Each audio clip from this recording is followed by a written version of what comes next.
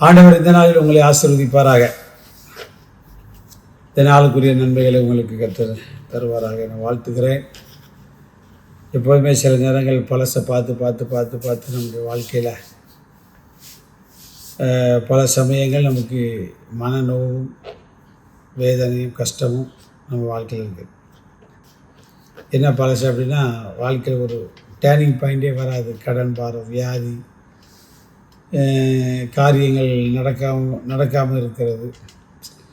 Daily நம்முடைய வாழ்க்கையில் பழைய காரியங்கள் நம்ம சுற்றுறது. சில பேர் விடுதலை பெற நினைச்சாலும் விடுதலை பெற முடியாத நிலைமைகள், இதெல்லாம் நம்முடைய வாழ்க்கையில்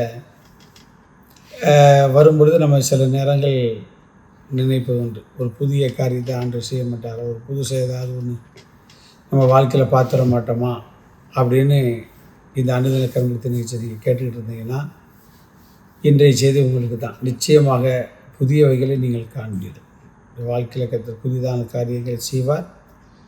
அது அந்நிய கண்களிலும் உங்களுடைய கண்களே காணும். வாழ்க்கையில் எப்போது ஆண்டவர் அப்படியே பழைய அனுபவங்களே கொண்டு போகிற கிடையாது. வரும் நம்முடைய வாழ்க்கையில் போராட்டங்கள், நெருக்கடிகள், பிரச்சனைகள் எல்லாம் வரலாம். ஆனால் இது தொடருமா அப்படின்னா தொடர ஆண்டவர் விடவே மாட்டார். அவரை நம்பியிருக்கிற ஜனத்திற்காக தேவன் புதிய ஆசீர்வாதங்களை வைத்திருக்கார். இந்த பூமியை வச்சிருக்கார், பரலோகத்தில் வச்சிருக்கிறார். ஆமாம், யோவான்கிட்ட கேட்டிங்கன்னா அவன் என்ன சொல்லுவான் அப்படின்னா, வெளிப்படுத்தல் 21ஆம் அதிகாரம் 1ஆம் வசனத்தை நான் வாசிக்க கேட்போம். பின்பு நான் புதிய வானத்தையும் புதிய பூமியையும் கண்டேன். முந்தின வானமும் முந்தின பூமியும் ஒளிந்து போயின. பாருங்க, நம்ம அதில் வாசிக்கும் போது பார்த்தீங்க அப்படின்னா, வெளிப்படுத்தல் விசேஷம் நீங்கள் பார்த்தாலே ஆரம்பத்திலிருந்தே அப்படியே ஒரு பிரச்சனைகளாக தான் இருக்கும்.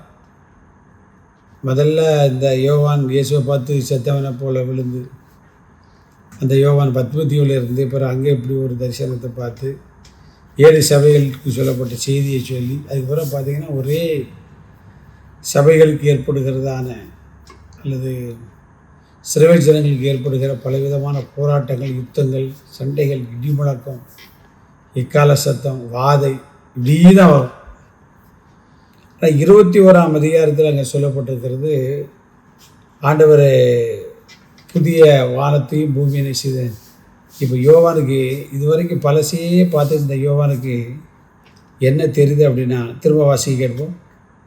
பின்பு நான் புதிய வானத்தையும் புதிய பூமியும் கண்டேன். முந்தின வானமும் முந்தின பூமியும் ஒளிந்து போயின. பாருங்க, 2 காரியம் நடக்கும். பழசு போயிட்டு எல்லாம் புதுசாக. பழசே பார்த்துக்கிட்டு இருந்த யோவானுக்கு இப்போ ஆண்டவர் எதை காட்டுறாரு அப்படின்னா, புதியவைகளை காட்டுகிறார். பழைய வானமும் பழைய பூமியும் போயிட்டு புதிய வானமும் புதிய பூமியும் ஆண்டவர் அவருடைய வாழ்க்கையில் காண்பிக்கிறார். இப்போ அவருடைய வாழ்க்கையில் எப்படி இருக்கும் பாருங்கள்.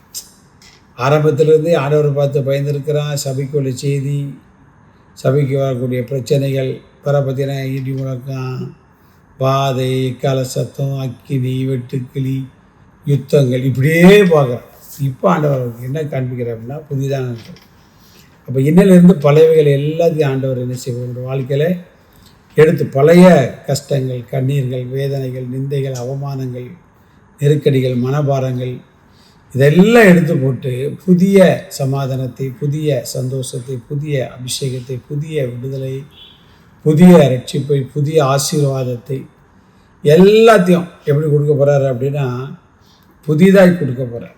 உங்கள் வாழ்க்கையில் பழையவைகளை மறந்துடுங்க. ஆண்டவர் புதிதான நன்மைகளை, ஆசீர்வாதங்கள் உங்களுக்கு தரும் பொழுது பழையவைகள் அல்ல, இன்று முதல் புதியவைகளை காண கர்த்தர் உங்களுக்கு நிச்சயம் உதவி செய்வாராக. சந்தோஷமாக இருங்க.